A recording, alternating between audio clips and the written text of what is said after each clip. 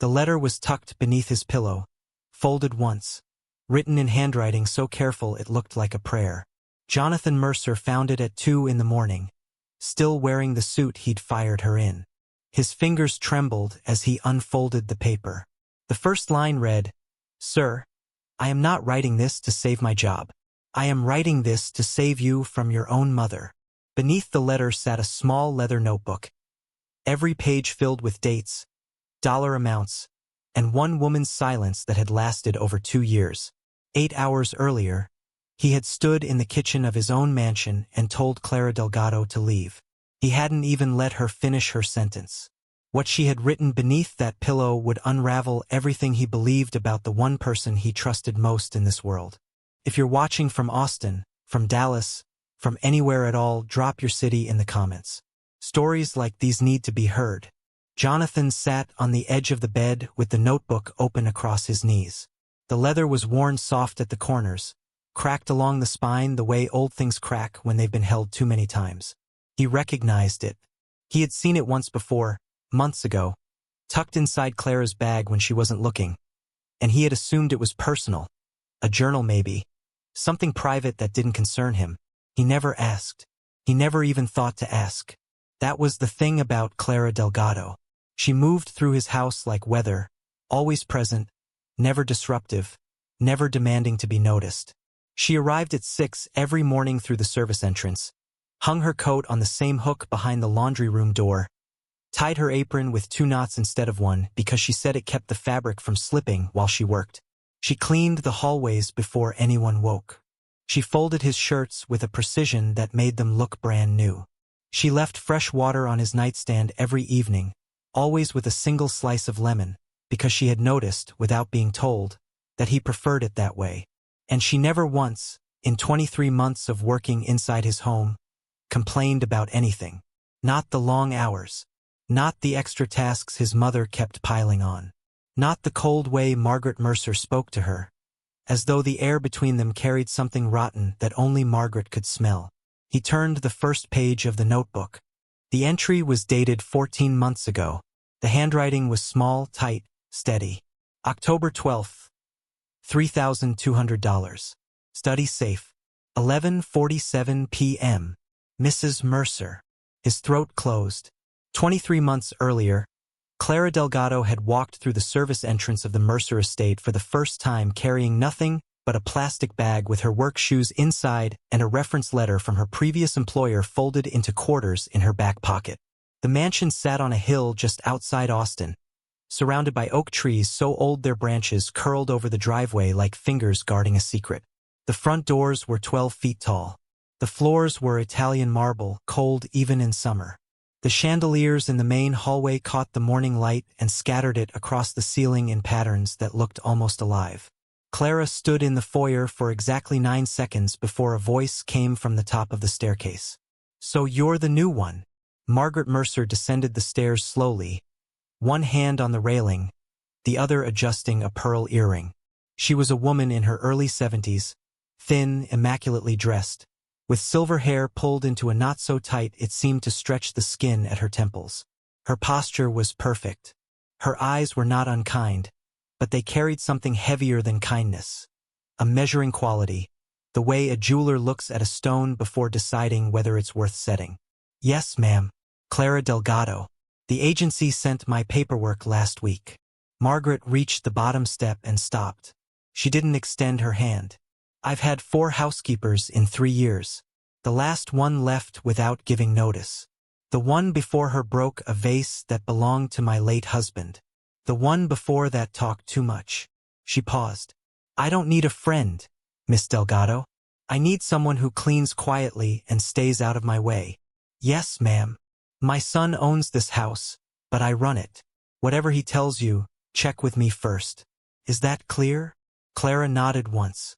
That evening, Clara took 2 buses and a 12-minute walk to reach the small apartment she shared with her daughter on the east side of Austin. The hallway smelled like someone else's cooking, garlic and oil seeping under every door. The ceiling above the staircase had a crack shaped like a river that grew a little longer every winter. Inside, the apartment had 2 rooms, a kitchen barely wide enough for one person to stand in, and a window that faced a parking lot. Isabella was sitting on the floor drawing when Clara walked in. The girl looked up with a grin that could fix almost anything. "Mama, how was the big house?" Clara knelt beside her, kissed her forehead and said, "It was very big, Mija. Very big and very quiet." "Did they like you?" Clara smiled but didn't answer. Some questions were easier to carry than to explain. The complaints began small, almost invisible, like cracks in a wall that no one notices until the whole thing shifts. The first one came on Clara's second week. Margaret stood in the dining room doorway holding a white glove she had run along the top of the china cabinet. A faint gray smudge sat across the fingertip. She held it up without a word, let the silence do the work, then placed the glove on the table and walked away. Clara cleaned the cabinet again that afternoon. She cleaned it so thoroughly she could see her own reflection in the wood. The second complaint came the following Monday. "The towels in the guest bathroom are folded wrong. I told you thirds, not halves. This isn't a motel." The third came 3 days later. "You moved the photograph on my nightstand. I keep it angled toward the window. Don't touch it again." Clara hadn't touched the photograph. She was certain of it. But she apologized anyway, because an apology cost her nothing, and an argument in this house would cost her everything. By the end of the second month, the complaints had become a rhythm, predictable, steady, each one slightly sharper than the last. The silverware wasn't polished enough. The laundry had a smell. The floors in the east hallway still looked dull. Clara absorbed them all the way her mother had taught her to absorb hard things. Quietly, with her spine straight and her hands busy. Her mother used to say, "Mija, a good woman doesn't argue with the storm. She dries the floor after it passes." Jonathan noticed none of it. He left for his office before 7 most mornings and returned after 8 most evenings. When he was home, he was kind. A nod in the hallway, a "Thank you, Clara," when she set his coffee down. Once even a brief conversation about Isabella's school when he overheard Clara on the phone. But kindness and attention are not the same thing. He saw Clara the way most people see the walls of their own house, always there, always functional, never truly examined.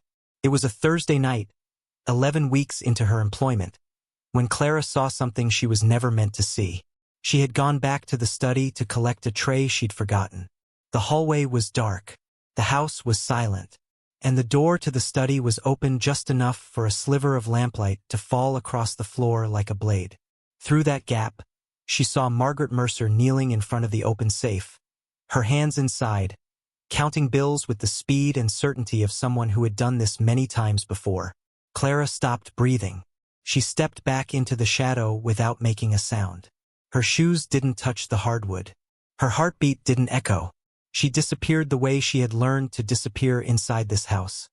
Completely without a trace. But her eyes had already recorded everything. Clara didn't sleep that night.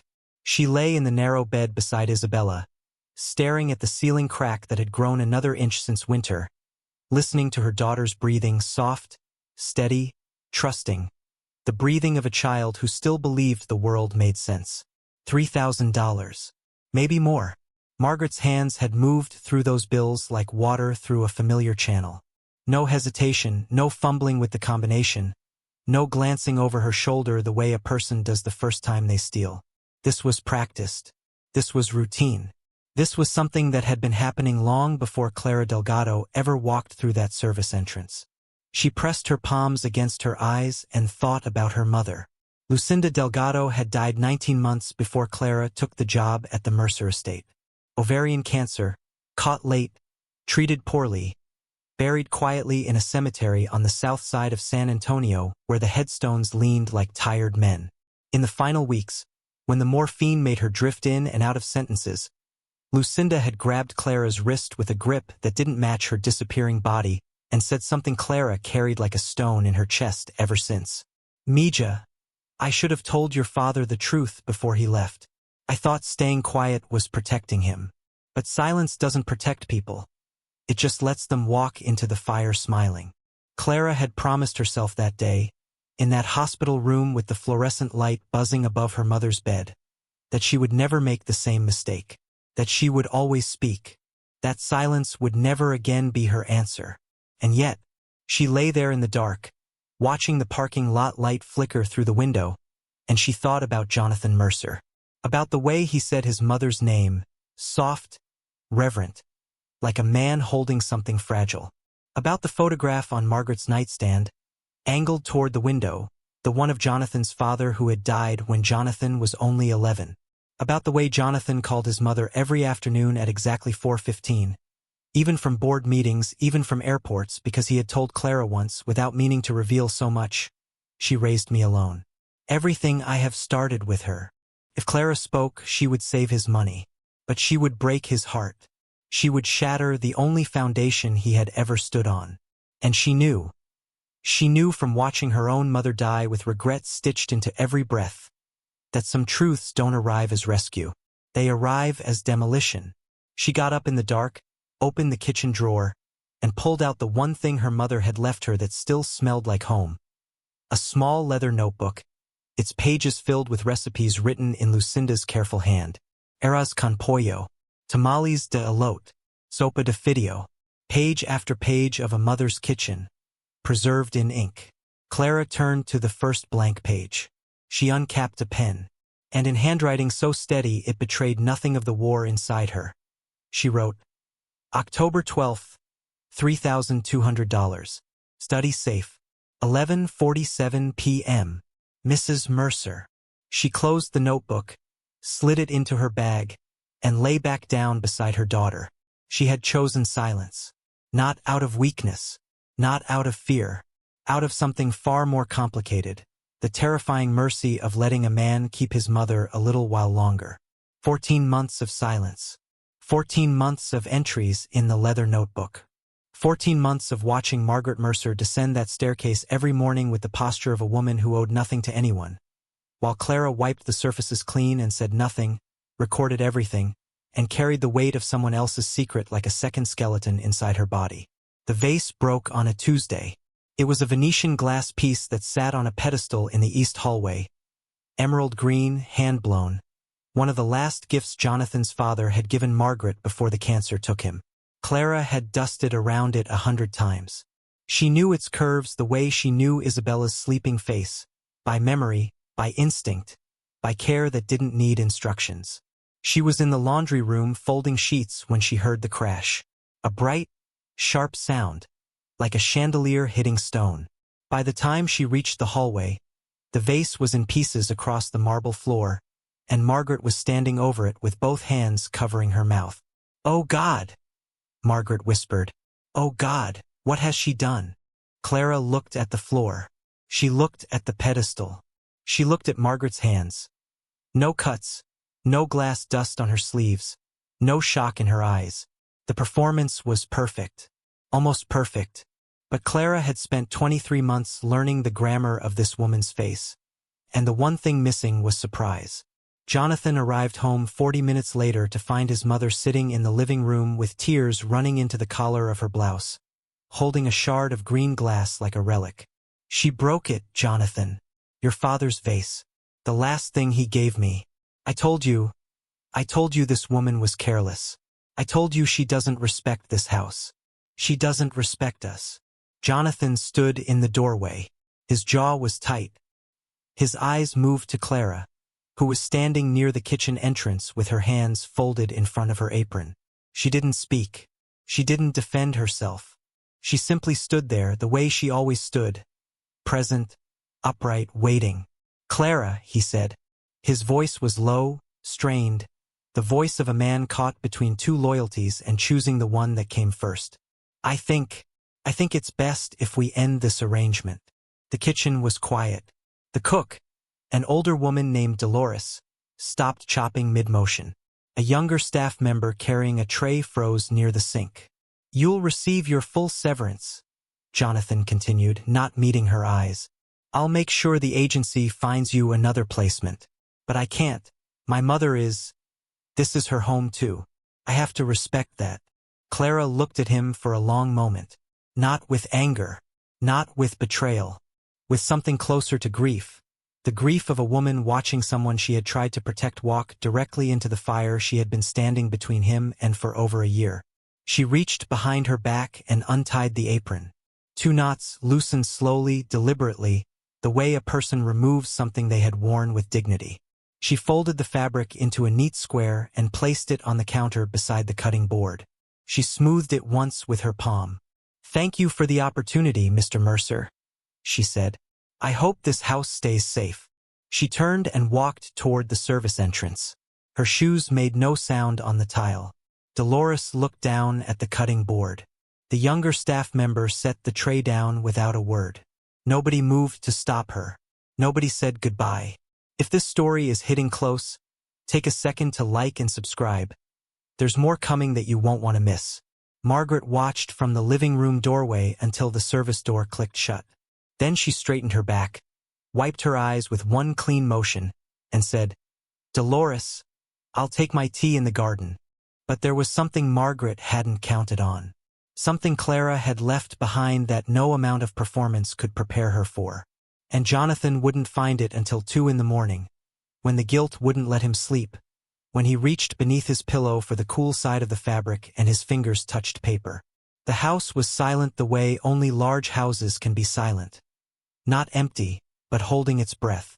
Jonathan had been lying in bed for 3 hours, still dressed, still replaying the look on Clara's face when she folded that apron. Not anger, not tears, something worse. The quiet resignation of a person who had already decided, long before this moment, that this was how it would end. He turned onto his side and slid his hand beneath the pillow. His fingers touched the edge of the paper first, crisp, folded once, tucked deep against the mattress where only someone who slept in this bed would find it. He pulled it out and sat up. The bedside lamp clicked on. The light was warm, yellow, the kind of light that makes ordinary things feel heavier than they are. The letter was written on plain lined paper, torn carefully from a pad. The handwriting was small, neat, unhurried, every letter formed with intention, as though the writer had understood that these words might only be read once and needed to survive that single reading. "Mr. Mercer, I am not writing this to save my job. By the time you read this, I will already be gone. I am writing this to save you from something I have been carrying alone for a very long time. I am writing this because I promised my mother I would never let silence become cruelty, and staying quiet any longer would break that promise." Jonathan's hands had started trembling. He didn't notice. "Your mother has been taking money from the safe in your study. I first saw it 14 months ago. I have recorded every instance I witnessed, the dates, the amounts, the times. The notebook beneath this letter holds everything. I never confronted her. I never told anyone. Not because I was afraid of losing my job, but because I saw the way you say her name. I saw the photograph she keeps angled toward the window. I saw you call her every afternoon at 4:15, even when the world was falling apart around you. And I knew that if I spoke, I would take something from you that no amount of money could replace." He set the letter down on the bed and picked up the notebook. The leather was soft, warm from being pressed against the mattress. He opened the cover. The first few pages were recipes. Arroz con pollo in faded ink. Tamales de elote with measurements written in a different hand, older, more flowing. A mother's handwriting. And then the recipes ended and the entries began. October 12th. $3,200. Study safe. 11:47 p.m. November 3rd. $1,800. Same safe. 12:15 a.m. November 29th. $4,500. Mrs. Mercer carried the cash in a brown envelope inside her handbag. December 14th. $2,000. She waited until the staff Christmas party. Everyone was in the kitchen. She went upstairs alone. Page after page. Month after month. Dates so precise they read like a court record. Amounts so consistent they painted a pattern no one could dismiss. And between the entries, not a single word of accusation. Not a single sentence of anger. Just the facts, written by a woman who understood that the truth doesn't need commentary. It only needs to be recorded. Jonathan closed the notebook. He pressed it against his chest with both hands, the way a man holds something when he doesn't know whether to protect it or throw it across the room. He reached for his phone. His fingers dialed David Chen's number before his mind had fully decided what to say. It rang 4 times. Jonathan? It's almost 1 in the morning. What's? David, I need you at my house. Tonight. Right now. Bring everything you have on the household accounts. Every withdrawal, every discrepancy. Every dollar that moved in the last 2 years. A pause. A long one. Jonathan, what happened? I fired the wrong person today. And the right one left me the proof under my pillow. David Chun arrived at the Mercer estate at 1:30 in the morning carrying a laptop bag over his shoulder and a face full of questions he hadn't asked yet. Jonathan met him at the front door barefoot, the notebook in one hand, the letter in the other. They sat at the dining room table. Jonathan didn't explain. He placed the notebook open on the wood and let David read. David was a careful man. 11 years as Jonathan's CFO had taught him to read numbers the way a surgeon reads scans. Slowly, without emotion, looking for what didn't belong. He turned each page in silence, running his index finger beneath the dates the way a man traces a wound he already suspected was there. After 12 minutes, he closed the notebook and leaned back. These match. What? The withdrawals. I flagged irregular cash movements from the household operating account 8 months ago. Small amounts, 2,000 here, 3,000 there, routed through petty cash authorizations that were signed manually. I brought it to your attention in a quarterly review. You told me your mother occasionally needed cash for personal expenses and not to worry about it. Jonathan remembered. He remembered exactly. He had been in the middle of a land acquisition deal, distracted, stretched thin, and the idea that his mother might be doing anything other than buying groceries or tipping her hairdresser had never crossed his mind. He had waved David off with a half sentence and moved to the next agenda item. How much, David? Total. David opened his laptop. His fingers moved across the keyboard for several minutes, pulling files, cross-referencing entries, building a picture that Clara's notebook had already drawn by hand. Across 23 months, conservatively, $147,000. The number sat between them on the table like something physical.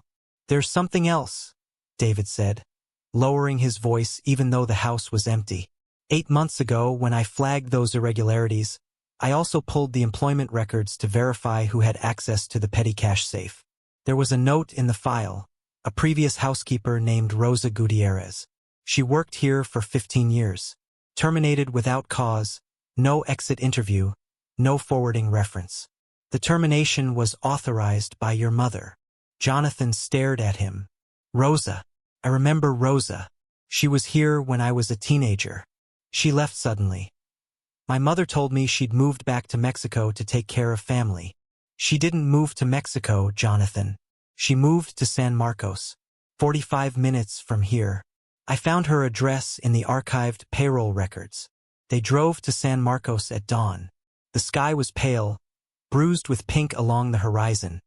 The kind of Texas morning that makes everything look fragile. Rosa Gutierrez lived in a small house behind a church, with a vegetable garden along the fence and a statue of the Virgin Mary beside the front steps. She opened the door before they knocked, as if she had been waiting 15 years for someone to show up asking the right questions. She was in her late 60s now, heavier, slower, with deep lines around her mouth that looked like they had been carved by years of holding words inside. She invited them in without asking why they were there. She poured coffee into mismatched cups and sat down at a kitchen table covered with a plastic cloth printed with yellow flowers. You found out, she said, looking at Jonathan. Not a question. The new housekeeper, Clara. She kept records. Rosa nodded slowly. Smart girl. I didn't do that. I just went to your mother directly. I told her I'd seen her at the safe. I told her she needed help and that I could keep it between us. She paused, took a sip of coffee. Her hand trembled against the cup. 2 days later, she called me into the kitchen. She said if I ever spoke a word to you or to anyone, she would call immigration on my sister's family in Houston. My sister had 3 children in school. American-born, all of them. But the fear, you don't argue with the fear. Rosa set the cup down. I left the next morning. I didn't say goodbye to anyone. Not even to you, Mijo. You were away at college. I told myself you'd never know the difference. Jonathan sat across from her in that small kitchen with the yellow flowers on the table and the coffee growing cold, and understood for the first time that his mother hadn't made one mistake. She had built a system, a quiet, efficient machine designed to eliminate every woman who saw what she didn't want seen. Rosa first. Clara now. Anyone who got close enough to the truth was removed, discredited, silenced. And he had been the instrument every single time. Jonathan didn't go home after San Marcos. He drove to his father's storage unit on the north side of Austin, a climate-controlled room he'd been paying for since the funeral 19 years ago and hadn't visited in almost 4. Inside were boxes labeled in Margaret's handwriting: Robert, office; Robert, personal; Robert, medical. He hadn't been able to open them for years. The grief wasn't sharp anymore, but it was still heavy, the way old furniture is heavy. Too familiar to throw away, too painful to rearrange. He opened the box marked medical. Inside were hospital discharge papers, insurance forms, prescription receipts, and a manila folder filled with photographs from Robert Mercer's final weeks at St. David's Medical Center. Jonathan had been 11 years old when his father died. He remembered the smell of the hospital, antiseptic and something sweeter underneath like wilting flowers, but he didn't remember much else.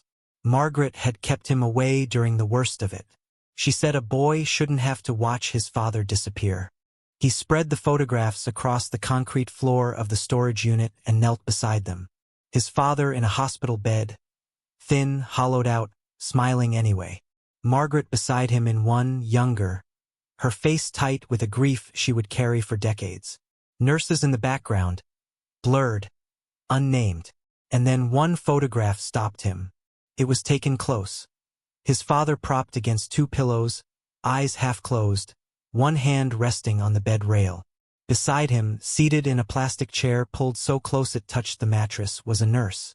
She was holding his father's other hand with both of hers. Not checking a pulse. Not adjusting holding it the way you hold someone's hand when the machines have done everything they can and the only medicine left is presence. The nurse was young, dark-haired, with a face Jonathan had never seen before, and yet something in it was so familiar it made his chest ache. He turned the photograph over. On the back, in his father's handwriting, shaky, fading, written with the last strength of a dying man, were 4 words: Lucinda. She stayed. Lucinda. Clara's mother's name was Lucinda Delgado. Jonathan sat on the floor of that storage unit for a long time.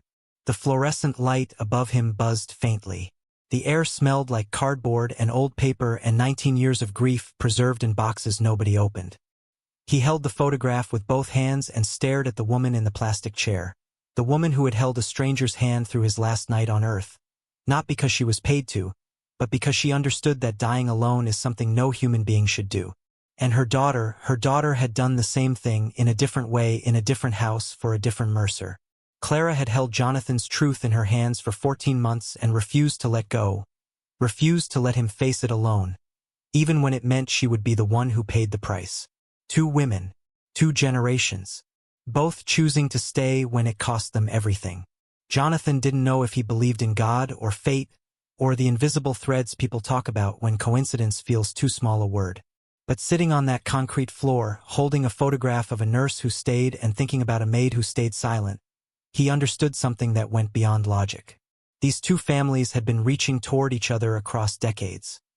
Not by plan, not by accident, but by something deeper. The kind of connection that doesn't announce itself. It just waits, patient, quiet, the way Clara waited. The way Lucinda waited beside a dying man's bed until his hand went still. He put the photograph in his jacket pocket, over his heart, and drove home with the windows down. The Texas air was warm and heavy with cedar. Somewhere east, the sun was climbing. And for the first time in 2 days, Jonathan Mercer wasn't thinking about the money in the safe. He was thinking about the women who had carried his family when his family didn't even know it needed carrying. Jonathan planned it carefully. He didn't confront Margaret alone. He didn't call the police. He didn't scream or throw the notebook across the kitchen table the way a different man might have. Instead, he invited the family, aunts, cousins, Margaret's older sister Dorothy, David Chun, and Dolores the cook, who had worked in the Mercer kitchen for 9 years and had never once been invited to sit at the main table. And he invited Clara. The gathering was set for Sunday afternoon in the formal dining room, the long mahogany table that seated 14, the one Margaret insisted on polishing every week even though it was only ever used at Thanksgiving. Jonathan told his mother it was a family brunch to celebrate the closing of a new development deal. Margaret dressed in cream silk. She set the flowers herself. She placed name cards at every setting with her own handwriting. She didn't place one for Clara because she didn't know Clara was coming. When Clara walked through the front door, not the service entrance, the front door, Margaret's face shifted in a way that only people who had studied it closely would have recognized. The muscles around her mouth tightened. Her fingers pressed harder into the napkin on her lap. But she recovered quickly, the way she always recovered, with a smile that arrived perfectly on time. "Jonathan, what is this? Why is she here?" "Sit down, Mother." "I will not sit down while that woman is standing in my dining room. You fired her. She's gone. She broke your father's." "She didn't break the vase." Jonathan's voice was steady, not loud, not cruel. The voice of a man who had rehearsed this sentence in his head every hour for 3 days. "And you know she didn't." The room went still. Dorothy lowered her coffee cup. David placed the notebook, Clara's mother's notebook, on the table between the flower arrangement and the bread basket.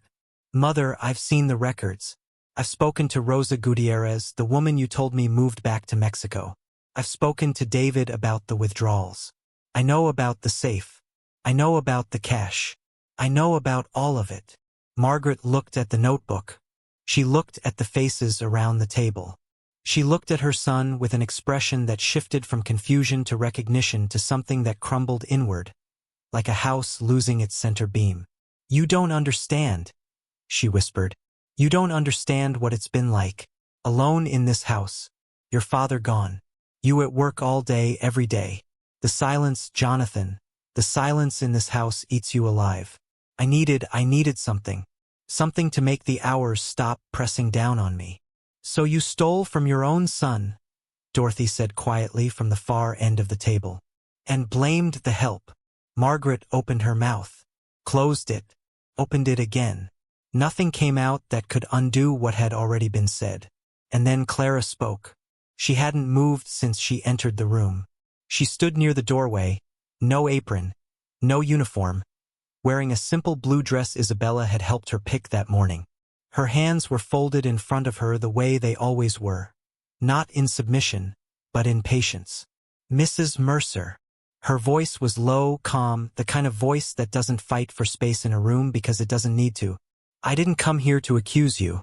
I didn't keep that notebook to punish you. I kept it because I didn't know what else to do with something that heavy." She paused. Every person at the table had stopped breathing. "I clean houses for a living. I have cleaned houses since I was 19 years old. I have walked through kitchens that cost more than every apartment I've ever lived in combined. I have folded clothes that cost more than my daughter's school fees for a year. And in every house I've ever cleaned, I've learned the same thing. The people who serve the water see things that the people sitting at the table never do. We see the pill bottles hidden in bathroom drawers. We see the tears wiped off mirrors before anyone else wakes up. We see the safes opened at midnight. We see everything. And most of the time we say nothing. Not because we don't care. Because we know that some truths don't belong to us. We are just the hands that carry them." Margaret was crying. Not the performed tears Clara had seen in the living room the day of the vase. Real tears. Ugly, uncontrolled. The kind that come from a place so deep the body doesn't know how to organize them. "My mother was a nurse," Clara continued. "She held your husband's hand the night he died. She stayed past her shift because she couldn't leave a man alone in the dark. She never told me. I never knew until Mr. Mercer found the photograph. My mother carried your family's pain before I ever walked through your door. And I carried it after. 2 women. 2 generations. Holding what this family couldn't hold for itself." She unfolded her hands, placed them flat on the edge of the table, leaned forward just enough that Margaret had to look up at her. "I forgive you, Mrs. Mercer. Not because what you did was small, but because I watched my own mother die carrying a silence she never should have kept. And I refuse. I refuse to let anger become the thing I pass down to my daughter. The room was so quiet the clock on the mantel sounded like a heartbeat. Margaret reached across the table. Her fingers touched the leather notebook, her fingertips resting on the cover the way a person touches something sacred, something that holds more truth than they were ready for. She pulled it toward her slowly, opened it, saw Lucinda's recipes on the first pages, saw the entries that followed, and broke apart completely. "I'm sorry," she said. The words came out cracked, wet, barely formed. "I'm sorry. I'm so sorry." Nobody moved to comfort her. Not because they were cruel. Because some apologies need to exist in open air for a moment before anyone touches them. Margaret entered a treatment facility in Houston the following week. Jonathan drove her himself. She sat in the passenger seat holding the leather notebook in her lap the entire way. Not because Jonathan had given it to her, but because she had asked Clara's permission to keep it, and Clara had said yes without hesitation. The gambling addiction had started 2 years after Robert's death. Loneliness first. Then the online slots at midnight when the house was too quiet to bear. Then the cash withdrawals to cover the losses she couldn't explain through her bank statements. Then the shame. Then the silence. Then the system, firing anyone who noticed, discrediting anyone who questioned, protecting the lie with the only currency she had left, her son's loyalty. Recovery would take time. Margaret knew that. Jonathan knew that. But for the first time in years, the truth was not hiding inside someone else's notebook. It was out in the open, breathing, ugly and honest and possible to heal from. Rosa Gutierrez came back to Austin. Not to work, Jonathan offered, but she declined. She came to sit in the garden with Dolores on Wednesday afternoons and drink coffee and say the things she had held behind her teeth for 15 years. She came to exist in the house again without fear. That was enough. Clara returned to the Mercer estate, but not through the service entrance. Jonathan offered her the position of household manager, a title, a salary, a seat at the morning table where decisions were made. She accepted on one condition, that Isabella could come after school and do her homework in the kitchen while Dolores cooked. It was Isabella who completed the last piece. On Clara's first morning back, the girl walked into the kitchen carrying a drawing she had made weeks earlier, before the firing, before the letter, before any of it. It was a crayon picture of a small brown book with lines inside it. Above the book, in a 6-year-old's uneven handwriting, she had written, "Mama's special book where she talks to the house at night." Clara looked at the drawing and pressed her hand over her mouth. Isabella had seen her writing in the notebook. She hadn't understood what the entries meant, but she had understood something deeper. That her mother carried something important inside those pages, something that mattered, something worth drawing. Jonathan framed the picture. He hung it in the study beside the shelf where 2 photographs now sat side by side. Lucinda Delgado in a plastic hospital chair, holding a dying man's hand, and Robert Mercer, propped against 2 pillows, smiling because someone had stayed. Between the photographs, resting on the wood like a bridge between 2 families that had been reaching for each other across 19 years of silence, sat the leather notebook. The recipes were still in the front. The entries were still in the back. And somewhere between a mother's kitchen and a daughter's courage, the notebook had become something it was never meant to be. Proof that the people who carry our secrets are often the same people we forget to thank. Clara stood in that study on a Tuesday morning with sunlight coming through the window and Isabella's laughter floating up from the kitchen below, and she thought about her mother, about the hand she held, about the silence she kept, about the way some women move through the world without making a sound, and still somehow hold everything together. If someone in your life has ever carried a truth to protect you, someone you never thanked, someone you barely noticed, what would you say to them today? Tell me in the comments.